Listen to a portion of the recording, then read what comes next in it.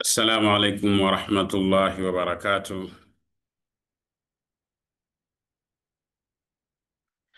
الحمد لله رب العالمين، والصلاة والسلام على رسول الله صلى الله عليه وسلم. الحمد لله، سبحانك لا علم لنا إلا ما علمتنا إنك أنت العليم الحكيم. Alhamdulillah, tunamshukuru Allah subhanahu wa ta'ala kwa rehema zake na neema zake juu yetu. Tunamshukuru Allah subhanahu wa ta'ala kwa kutuwezesha na kutuwafikisha kukutana tena katika ukumbi wetu kama ilivyo kawaida kila siku ya Alhamisi. Kwa siku za kazi tunakutana tukakumbushana na tukafahamishana mawili matatu katika dini yetu. Katika mtiririko wa somo letu hili tukiwa tunaendelea kama ambavyo ilivyo, na leo tutaendelea na Qur'ani pamoja na mapendekezo ya kuendelea na vitabu vingine kama tulivyotoa. Tunategemea baada ya wiki moja mbili, pengine watu watakuwa wameshakipata kitabu ambacho kilichopendekezwa. Tutakuwa tuna alternate, labda wiki moja tunasoma Qur'ani, wiki moja tunasoma kitabu chetu cha Al-Lu'lu' wal Marjan. Leo tutaendelea sura 73 baada ya kusoma sura 74, sura ambazo kwa mtiririko wa kuteremka kwake kama zimefuatana kwa aya nyingi. Tumemaliza wiki iliyopita suratul Muddathir. Leo tutaendelea na suratul Muzammil, sura ya 73 kwa utaratibu wa mashaf. Miongoni mwa sura za mwanzo kuteremka kwa Mtume sallallahu alayhi wa alihi wasallam. Aya hizi za mwanzo kadhaa zimeteremka kwa pamoja, Mtume sallallahu alayhi wasallam akiwa ndiyo yupo katika kuandaliwa na ndiyo yupo katika juhudi ya kufanya kazi, ndo anapewa jukumu na Allah subhanahu wa ta'ala la kufikisha ujumbe, kama tulivyoona katika wiki iliyo katika somo lililopita katika suratul Muddathir. Allah subhanahu wa ta'ala alimwambia qum fa anzir. Kwa hiyo jukumu la qum fa anzir ni jukumu kubwa mno, ni kazi ngumu, na ndio maana Allah subhanahu wa ta'ala akaendelea kumwambia wali rabbika fasbir, na kwa Mola wako panahitajika ustahimilivu. Hii kazi unayoifanya ni ngumu, inahitaji ustahimilivu. Kazi ya kuwaonya watu ni kazi ngumu, haswa watu wamebobea, wamezoea katika maisha yao, katika mwenendo wao wa uovu, wa kudhulumiana, wa kuoneana, wa kunyanyasana. Ni jambo ambalo sasa watu kuwaambia, jamani, hicho mnachokifanya hakifai, acheni, hilo ni jambo linalokuwa gumu mno. Kwa hiyo utakutana na uzito na changamoto kubwa kabisa katika kufikisha kazi hiyo. Sasa wali rabbika fasbir. Sura hii suratul Muzammil anapewa nyenzo, anapewa maelekezo, miongoni mwa maelekezo yatakayomwezesha aweze kumudu na kazi hii. Na kama hivyo ndivyo basi, na mtu yote yule atakayekuwa anahitaji kufanikiwa katika dunia hii kwa ajili ya Allah subhanahu wa ta'ala, anaposhika kazi ya Allah, maana yake nayo ni kushika maelekezo na mwongozo huu wa Allah subhanahu wa ta'ala aliyompa Mtume sallallahu alayhi wa alihi wasallam. Allah subhanahu wa ta'ala sema ya ayyuhal muzammil, kama vile ambavyo tulivyokuwa tumezungumza kwenye ya ayyuhal muddathir kwamba mwenye kujifunika, na hii pia ya ayyuhal muzammil ni sura zilizofuatana tu, na baadhi ya wanachuoni wanasema ni sura ya tatu baada ya suratul Muddathir, yani suratul Alaq, suratul Muddathir ikaja suratul Muzammil. Baadhi yao wanasema ni ya nne, yani suratul Alaq, suratul Muddathir, suratul Nun ikaja suratu Al-Muzammil. Ala kulli hali, katika sura namna hiyo, min awaili suwari, katika sura za mwanzo kuteremka kwa Mtume sallallahu alaihi wa alihi wasallam. Kwa hiyo nidauhu sallallahu alaihi wasallam anaitwa kwambia ya ayyuhal muzammil, mwenye kujifunika. Maana yake Mtume sallallahu alaihi wasallam alijifunika ili kupata utulivu, alijifunika ili apate utulivu kwa yale ambayo yaliyokuwa yanaendelea kuyaona ambayo hajayazoea.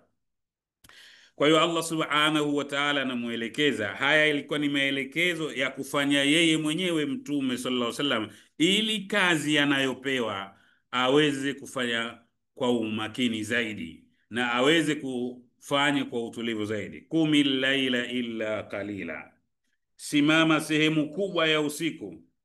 Qumil laila mutaabada lirabbik, qumil laila, simama usiku hali ya kumwabudu Mola wako. Mutaabida lirabbika illa qalilan min, ila sehemu ndogo sana ya usiku. Na baadhi ya wanachuoni wanaeleza kwamba ilikuwa kama ni lazima kwa Mtume sallallahu alaihi wasallam huko mwanzoni qiyamul laili, na bado hapo faradhu salatul faraidh hazijateremka kwa Mtume. Kwa hiyo simama usiku, muabudu Allah subhanahu wa ta'ala, badala ya hii unakuja huku Jabal Ira, unajificha, unajitenga na jamii. Sasa tumeshakupa kazi ya kum fa andhir, ili kazi uifanye, inabidi uifanye huku, usiifanye mafichoni. Kwa hiyo usiku unatakiwa utumie sehemu kubwa ya usiku kwa ajili ya kumwabudu Allah subhanahu wa ta'ala, ila sehemu ndogo tu ya usiku Allah subhanahu wa ta'ala kama akamfafanulia zaidi, nisfahu ile illa qalilan, illa qalila, ndio anasema nisfahu badalan min qalilan, nusu ya usiku usimame na nusu ulale. Au inqusu minhu, au punguza zaidi ya hiyo nusu, hiyo sehemu ya kulala. Nisfahu au inqusu minhu qali, au punguza zaidi, yani punguza kidogo katika hiyo nusu. Qumil laila illa qalila, simama sehemu kubwa ya usiku, ila sehemu chache tu ya usiku ndiyo ulale. Ipi hiyo sehemu chache ya kulala? Nisfahu, nusu ya usiku. Au inqusu minhu qalila, au katika hiyo nusu ya usiku punguza tena kidogo. Kwa hiyo pengine theluthi mbili usimame kwa ajili ya Allah subhanahu wa ta'ala. Kwa hiyo Allah subhanahu wa ta'ala anamwelekeza Mtume sallallahu alayhi wasallama autumie usiku kwa ajili ya ibada, kumwelekea Allah subhanahu wa ta'ala kuwa na utulivu uliokuwa mkubwa sana. Na hii wanachuona sema stamarra ujuba al-layli ala rasulillahi sallallahu alaihi wasallam, ilidumu mpaka hata pale ilipofaradhisha swala tano kwa Mtume sallallahu alaihi wasallam, na huko ilikuwa ni kwake yeye moja kwa moja, ilikuwa ni wajibu, mpaka baadaye ndio ikaja kuonekana kwamba akapewa option kwamba basi kuwa isiwe hivyo. Lakini Mtume SAW akaendelea kusimama kama Bibi Aisha radhiallahu anha anavyotusimulia, mpaka miguu yake ikawa inavimba, pengine kulingana na kisimamo kirefu. Bibi Aisha anamuuliza, ya Rasulullah, unahangaika nini? Na Allah subhanahu wa ta'ala ameshakusamehi makosa yako, na hata ikitokea huko mbele ukiyafanya mengine, akasema basi kama hivyo ndivyo, awalam akun abdan shakura, kwa nini nisiwe mja mwenye kumshukuru Allah subhanahu wa ta'ala kwa kunipa hayo? Kwa hiyo qumil laila illa qalila nisfahu au inqusu minhu qalil au zid alayhi, au zidisha zaidi, yani katika kupunguza. Warattilil qur'ana tartila, na uisome Qur'ani vile inavyotakiwa. Qur'ani inatakiwa isome kwa utaratibu, kwa mpangilio, kwa miongozo. Na sisi tunaelekezana hivi, tunapofundishana kama hivi, ndio tunaelekezana vile vile watu waweze kuisoma, wajifundishe hizi Qur'ani, na tukachagua. Ndio maana tutaona tunakwenda na juzuu, kama vile tumesoma juzuu ya 30, tunaendelea na juzuu sura ambazo katika swala zetu mara kwa mara zinasoma. Kwa hiyo ni muhimu watu waweze kuzisoma, wazifahamu, na kadiri watu watakavyokuwa wanazisoma basi tunavyokuwa tunaelekezana kama hivi, inakuwa wepesi zaidi na inakuwa ni rahisi zaidi kuweza kuisoma ile sura. Kwa hiyo na Qur'ani isome, warattil, isome Qur'ani kwa utaratibu, kwa mpangilio sahihi ule ambao unaotakiwa, kwa utaratibu. Maana tartila kwa namna ahkami zake, kwa maelekezo namna ambavyo ilivyokuja.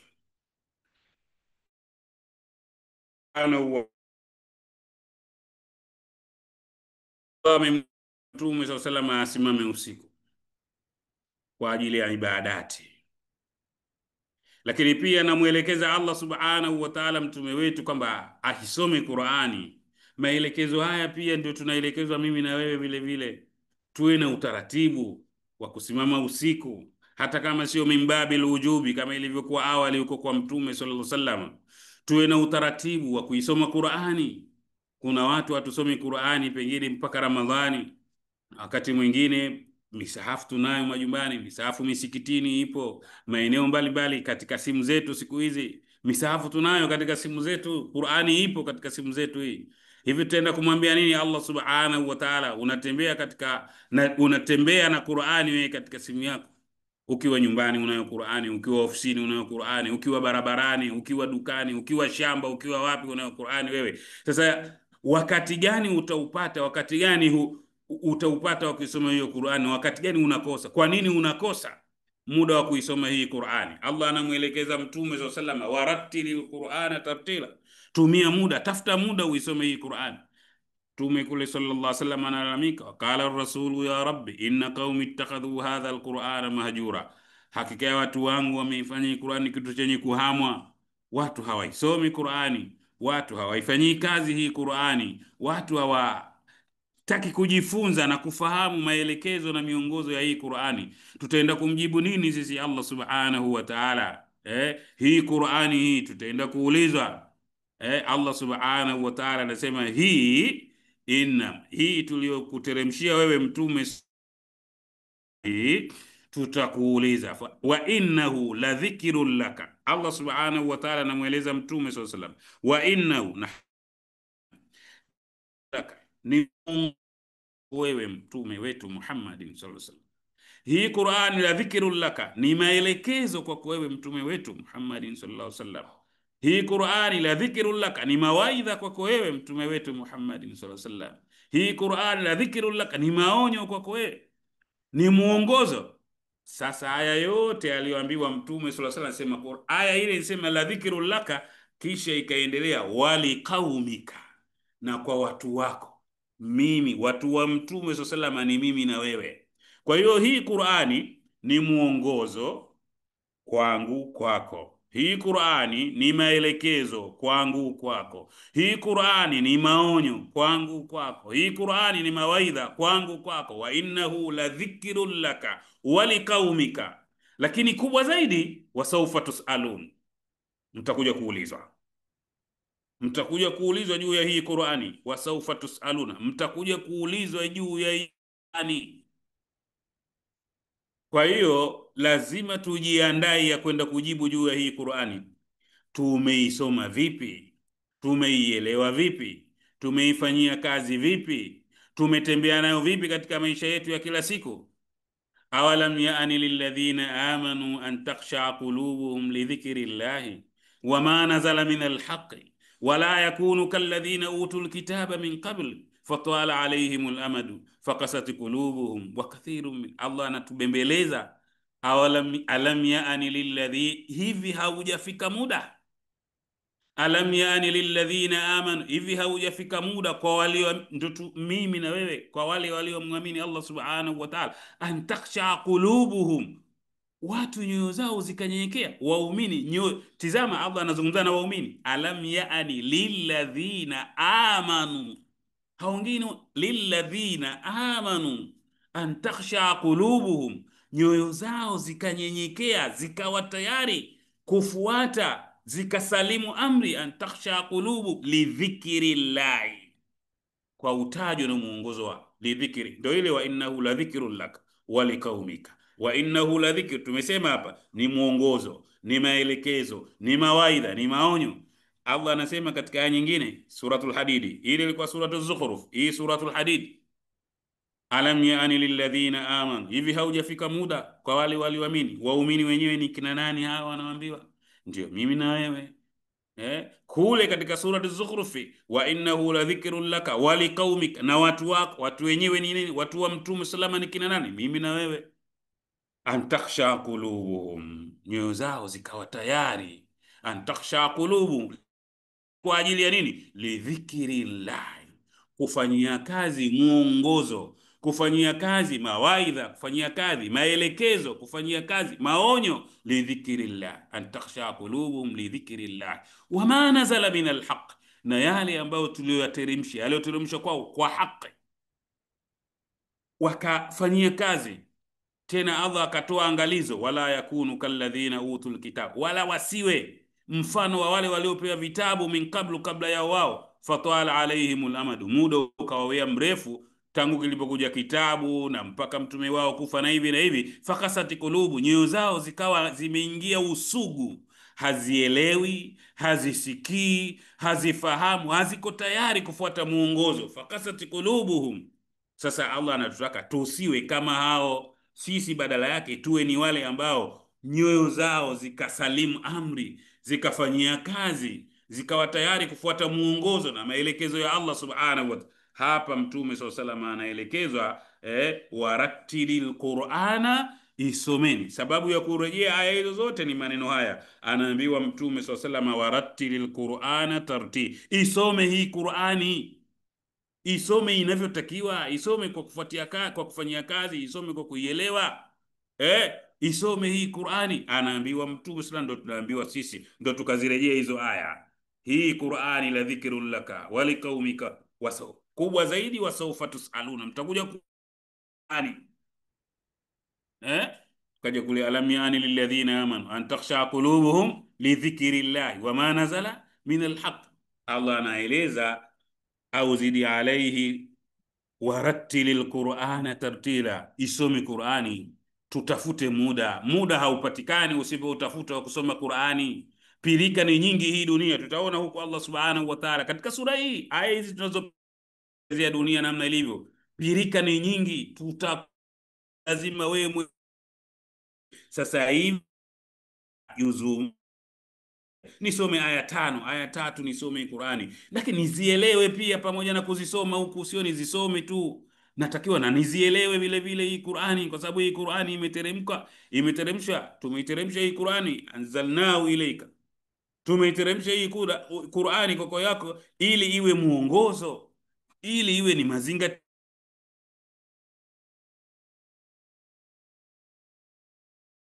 juu ya hii Qur'ani, tuishughulikie hii Qur'ani, tuweze kuifahamu na kuielewa.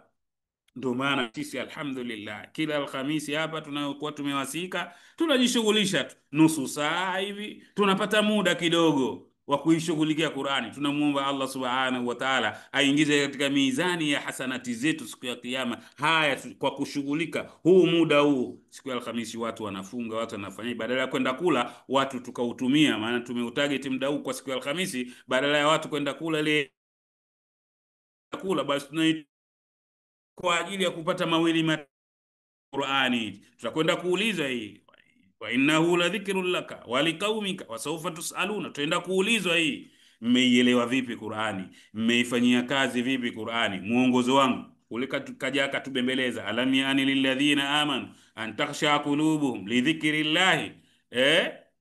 Kwa hiyo tunakumbushana hivyo, warattilil Qur'ana tartila. Allah anamueleza Mtume sallallahu alaihi wasallam kwamba hayo tunakupa miongozo hiyo, kwa sababu inna sanulki alaika qawlan, tutakutisha mzigo mzito. Inna sanulki ala, tutatupia kwako wewe qawlan thaqila, mzigo mzito mno ambao unahitaji lazima upate msaada kutoka kwa Allah subhanahu wa ta'ala. Mzigo wenyewe unahitaji fanyia kazi. Msaada wenyewe ni upi? Simama usiku, pata muda wa kusoma Qur'an. Unapokuwa na mambo, mwelekee Allah subhanahu wa ta'ala, mwelekee Allah subhanahu wa ta'ala. Inna sanulqi alayka qawlan thaqila ta'lilan lilamri biqiyami al-layli. Ile kwa nini Mtume sallallahu anaambiwa asimame usiku, asipate muda kusoma Qur'ani? Atapewa kazi mzito. Unapokuwa na majukumu mazito, simama usiku, mwelekee Allah subhanahu wa ta'ala. Simama, pata muda wa kusoma Qur'ani. Tatizo tunakuwa tumejiweka mbali kabisa na njia ambazo tumefundishwa, tumeelekezwa na dini yetu hii za kupunguza, za kutusaidia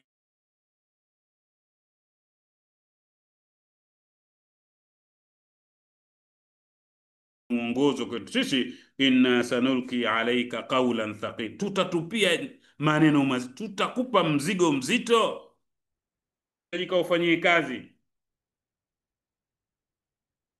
Na hii walmuradu bilqawli thaqil alquranul karim alladhi anzalahu subhanahu wa ta'ala ala qalbi nabihi sallallahu alayhi wa alihi wasallam. Kwa hiyo inna sanulqi alayka qawlan thaqila, tutakutwisha wewe mzigo mzito wa kuwafundisha watu, kuwaongoza watu, kuwaelekeza watu na kuwakataza watu yale ambayo yaliyokuwa hayakuwa ya sio. Kwa hiyo hii Qur'ani itakusaidia utakavyokuwa unaishi, utapata msaada wa Allah subhanahu wa ta'ala. Utaposimama ukasoma Qur'ani hii itakusaidia, Allah subhanahu wa ta'ala atakufanyia wepesi katika hayo mazito ambayo atakayokukabidhi. Kwa hiyo jambo lolote mtu atakapokuwa amepata uzito ni kumwelekea Allah subhanahu wa ta'ala, na hizo ndio njia ambazo tunazotakiwa tusimame. Inna nashi'atal layli, hakika ya kipindi cha usiku, hakika ya utulivu wa usiku. Inna nashi'atal layl, hakika ya utulivu wa usiku. Hiya ashaddu wat'an, ni kipindi kilicho bora zaidi cha kusikilizwa. Hiya ashaddu wat'an, ni kipindi cha utulivu zaidi. Wat'an wa muwafaqan, wa kusikilizwa na kupokelewa mahitaji yako. Kwa hiyo inna nashi'atal layli, hakika ya kipindi cha usiku. Hiya ashaddu wat'an wa aqwam qila, kipindi cha usiku. Hiya ashaddu wat'an muwafaqatun li islahi alqalbi, ni kipindi tulivu zaidi cha kutengeneza nyoyo. Wa aqwam qila, na kusikilizwa. Na wewe ukisimama usiku usikii mazogo yoyote, pati vurugu zozote, unapata utulivu wa hali ya juu kabisa. Tatizo tu tunakuwa hatusimame usiku tukayaona haya, lakini lau watu wakasimama usiku watayaona haya. Inna nashi'atal layli hiya ashaddu wat'an wa aqwam qila, hakika ya utulivu wa usiku, kile kipindi cha usiku, kile wakati wa usiku. Hiya ashaddu wat'an wa aqwam qila, ni kipindi ambacho muwafaka zaidi cha kusikilizwa na cha utulivu na cha ikhlasi na kuweza kupokelewa yale ambayo unayomwelekea Allah subhanahu wa ta'ala. Ashaddu wat'an wa muwafaqatu bayna as-sam'i wal basari wal qalbi wal lisani liinqita'i al-aswati wal harakati. Yani ni kipindi tulivu zaidi cha kuyasikia yale unayoyasema, hata unavyosoma unasikiliza, tofauti na mchana vurugu zinavyokuwa nyingi na hivi na hivi. Unapokaa usiku utulivu unakuwa mkubwa zaidi. Lakini kwa nini hayo? Inna laka fi nahari sabhan tawila, tulivu. Na si wenyewe tunaona kwa kiasi kikubwa, wengi wetu. Lakini inna laka fi nahari, hakika ya wewe muda wa mchana, sabhan tawila, una mihangaiko mingi, una mishughuliko mingi, harakati nyingi, unakosa utuvu kama ule utuvu unaopatikana usiku. Utuvu unaopatikana usiku ni bora zaidi kusikilizwa, kupokelewa, ikhlasi, na wewe mwenyewe kuwa uko thabiti zaidi katika ibada unayoifanya. Mchana inna laka fi nahari sab'an tawila, uko unasoma, na kama unasoma Qur'ani yenyewe kwenye simu, mara simu inaingia, unaitwa bwana, kuna kazi hujamaliza, au kuna jambo ukalifanye, unakurupuka, unafanya hivi na hivi na hivi. Lakini inna nashi'atal layli hiya ashaddu wat'an wa aqwam qila. Sasa ala kulli hali, wapo watu usiku ndo shughuli zao, mchana ndo na hivi. Lakini pamoja na hayo, usiku utulivu unapatikana vile vile, hata akiwa kazini, hata akiwa kazini, hata akiwa kwenye majukumu yake, bado usiku unakuwa na utulivu zaidi kuliko mihangaiko inayopatikana mchana au vurugu zinazopatikana mchana. Inna laka fi nahari sabahan tawila, mchana wewe una mihangaiko mingi, una mishughuliko mingi, unakuwa katika harakati nyingi kabisa, utuvu unapungua, utulivu unapungua. Tumia fursa usiku, tumia fursa usiku ili uweze kufanya kazi sawa sawa, Qur'ani iweze kuingia. Simama usiku, na mimi na wewe tupate japo siku moja, siku mbili, siku tatu kwa wiki, tuwe tunasimama usiku. Tutaonja ladha hii, utamu wa kusimama usiku, utaona namna gani unavyoingia. Wadhkur isma rabbika, nataja jina la Mola wako. Wadhkur isma rabbika, litaje jina la Mola wako kwa kusoma Qur'ani, kumdhakiri Allah, kuleta adhkari na hivi na hivi. Watabattal ilayhi tabtila, na jitupe kwake yeye Allah subhanahu wa ta'ala moja kwa moja. Munqata, jitupe kwake yeye Allah subhanahu wa ta'ala. Unapoingia katika ibadati, basi jitupe, jiweke kuwa kama ambavyo Mtume sallallahu Mwenyezi Mungu anasema kwamba unapokuwa katika ibada, unapokuwa katika jambo, fakun fi, kuwa katika jambo hilo, shughulika ipasavyo katika jambo hilo. Kwa hiyo unapojiingiza katika ibada, watabattal ile, acha yote, acha mawazo yote, acha mazongezonge yote. Ndio maana hata tunavyokuja kwenye swala zetu utakuta kuna maandalizi, kwa sababu umetoka kwenye harakati, umetoka kwenye mishughuliko, ili utoke kule mpaka utakapoingia kwenye ibada yenyewe ya faradhi, basi kuna maandalizi. Kwanza kuna kutia udhu, kutoka kutia udhu unakuja pale unaswali sunnatul udhui, unaswali pale tahiyatul masjidi, unaswali pale kablia kama adhuri, tena kablia nyingine, unapata muda unakaa ukatulia kidogo, kisha unaingia kwenye ibada. Na hii tunaikosa ladha ile ibada, kwa sababu sisi tutakuja msikitini, tunakuja wakati wa swala umefika, utakuta mtu pale kama swala inaswaliwa saa 7 kamili, kafika pale kasimama, anamuhimiza imamu, bwana time tushafika, time bwana, saa 7 kamili bwana, tunasubiri tuswali. Yeye ndo kwanza katoka kule kutia udhu, kaja pale amewakuta watu hapo, wengine wanamalizia kuswali, wengine wamekaa wametulia, yeye ndo anatoka huko, anaona kwamba tunachelewa kuswali.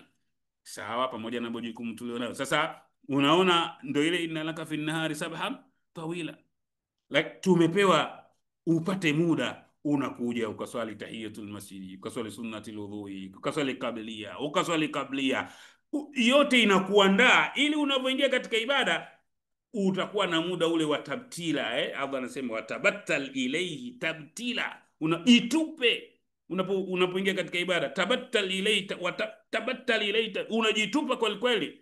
Lakini wapi, umetoka huku umekimbizana huko na kazi za watu, umekuja hapa pamekimiwa, na wewe umeingia hapa, hata imamu akikosea wewe hujui wapi kakosea, kwa sababu bado hatujajitupa, hatujaweza kutumia maelekezo haya na miongozo hii. Kwa hiyo tunatakiwa tujitupe tunapoingia kwenye ibada, tujiegemeze, tujielekeze. Maana ya kujitupa ni kujielekeza katika ibada moja kwa moja, na ndio maana tukapewa maandalizi, kukaa kuna muda ibada zote utakuta kuna maandalizi. Ukiingia unajiandaa kidogo ili upate utulivu.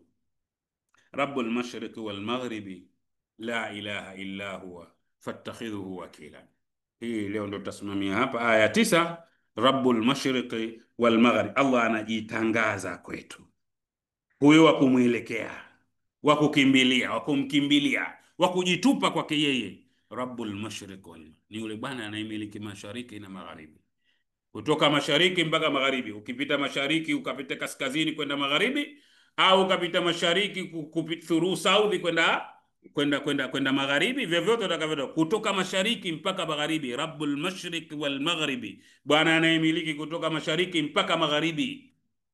Kutoka mashariki, sio mashariki na magharibi, kutoka mashariki mpaka magharibi. Kwa hiyo kutoka mashariki utapofika magharibi utapitia wapi? Utapitia north au utapitia south, vyovyote vile direction utakayopita, kokote kule utakozunguka, unapita katika himaya ya Allah subhanahu wa ta'ala. Rabbul mashriq wal maghrib la ilaha illa huwa, hapana mola hapa si kuabudiwa kwa haki ila yeye. Allah subhanahu wa ta'ala, fattakhidhuhu wakila, mtegemeeni, mfanyeni yeye ndo wakila wa kumtegemea yeye Allah subhanahu wa ta'ala. Nabiullahi Yaqub alayhi salatu wasalam anatupa mfano bora kabisa alipokuwa anawaambia wanawe, ya baniya la tadkhulu min babin wahid wadkhulu min abwab, mnakoenda kule supermarket, mnakoenda kule msiingie mlango mmoja. Watu wote wakiwaoneni wale mnatoka nyumba moja, ile vijicho vingi watu bumi, mnaingia mnatoka nyumba moja nyinyi, watu hawatowatizama vizuri cha kufanya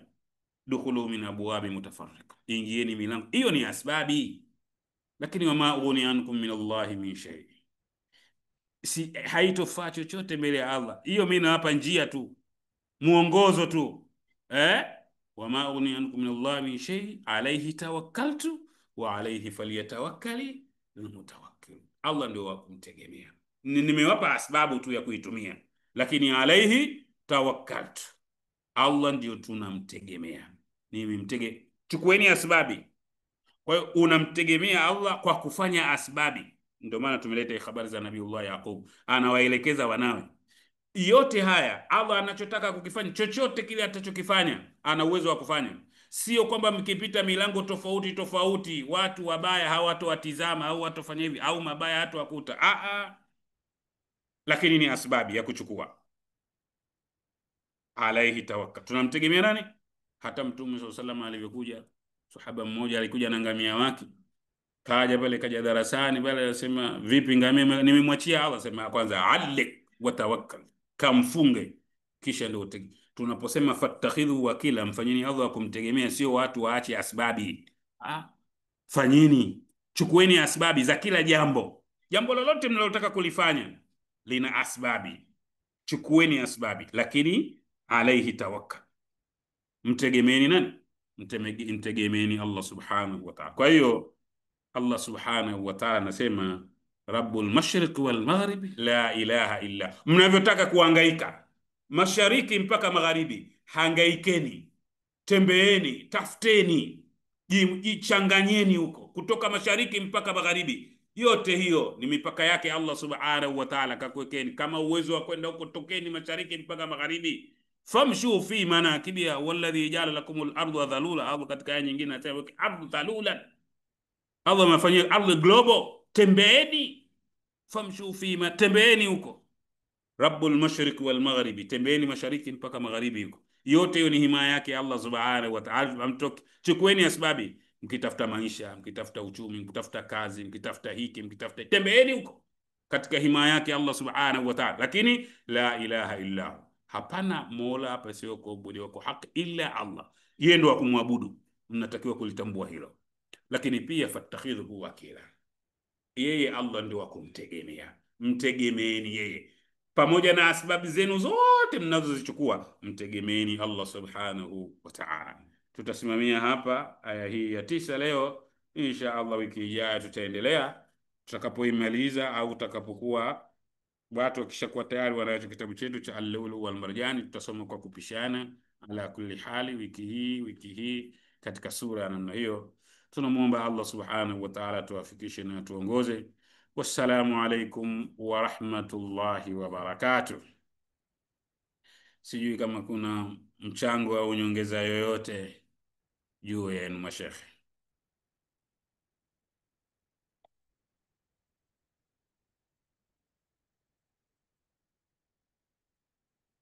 Alhamdulillah, kama hatuna la ziada, hatuna mchango mashekhe, hamna hata nyongeza mashekhe. Haya bwana.